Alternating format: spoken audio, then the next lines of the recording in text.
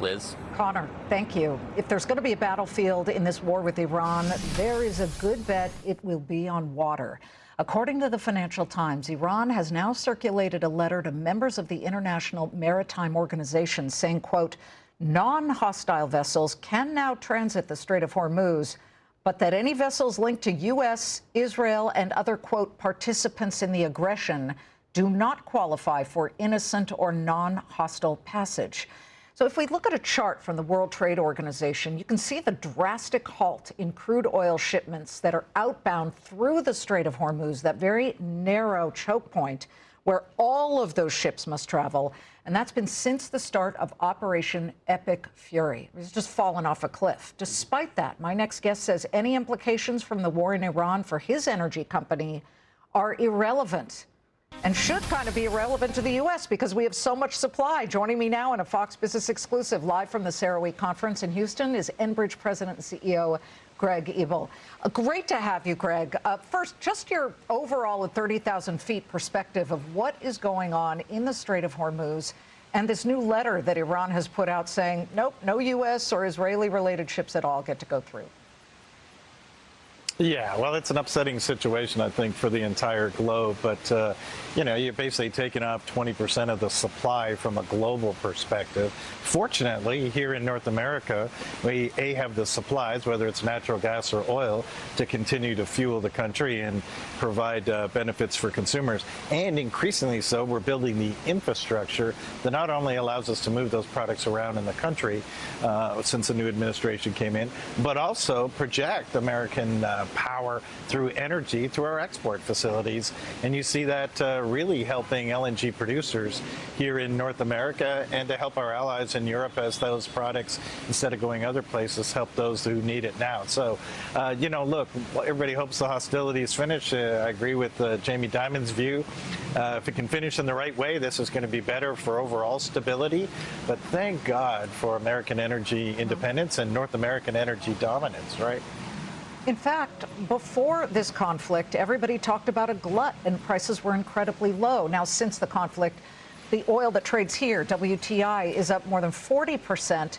Explain to us why, when we're now going to the gas station. I just passed a gas station in New Jersey, and the middle tier, what is it, premium? It goes regular premium and then rocket fuel, supersonic or whatever it is, $5 a gallon.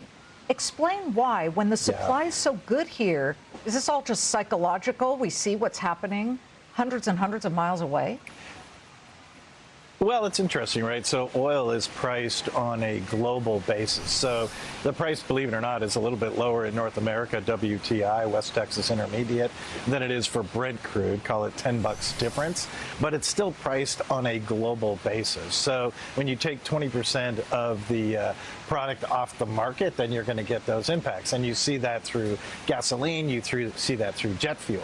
In contrast, look at the price of natural gas in North America. So not gasoline for cars, but natural gas that heats homes and drives power plants. That stayed very flat. In fact, it's around $3 per MMBTU or unit, where in Europe we see that going $20, $30, $40, $50, $60 because they don't have near the supply. So it just depends, is it domestically and regionally priced or is it globally priced? But you're getting a really good lesson on A, infrastructure, B, supplies, and what's globally priced and what's domestically priced.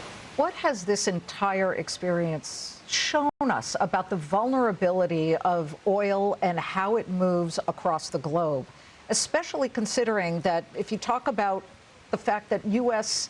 has so much supply, is there some way that we can exploit what's going on? Well, I think there is. I think there's several lessons. The first one is, you know what?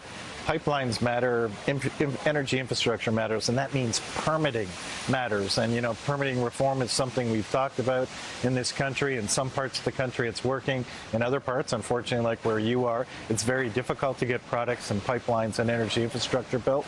So it tells us, first and foremost, you better have good permitting if you want to have that infrastructure. Secondly, it does tell us we are connected globally globally. So when there's some upheaval in one part of the world, there will be upheaval here domestically.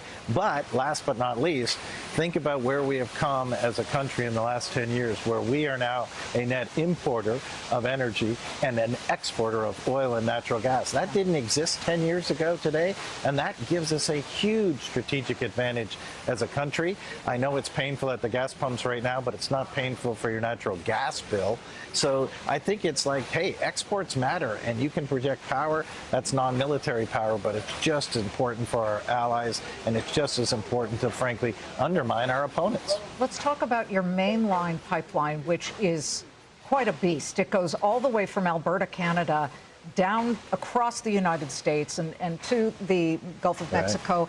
What do you think is the biggest strength there for Enbridge?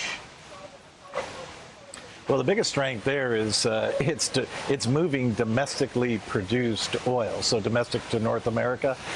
We move about 5 million barrels a day from Canada into the United States. About 2/3 of that goes on the Enbridge mainline. As you say, it is a beast, and it delivers to refineries in the Midwest. Those refineries produce jet fuel, they produce gasoline, and then it comes down to the Gulf Coast and it's used in the refineries here or exported off the Gulf Coast. So you don't have to worry about being on the water while it's being produced here in North America. Right. And as the Strait of Hormuz has proved, if you're on the water, you're going to be subject to some of the vagaries of these conflicts. When it's domestic North America, all North Americans win. And a lot of discussion about that here at the CIRA conference, Liz, and both the either Secretary of Energy or the Secretary of the Interior and the Premier of Alberta and the Energy Minister in Canada. So, you know, despite some recent unpleasantness between the nations on tariffs, there's none of that on energy. When it comes to energy, North America is one and united and able to actually project that power.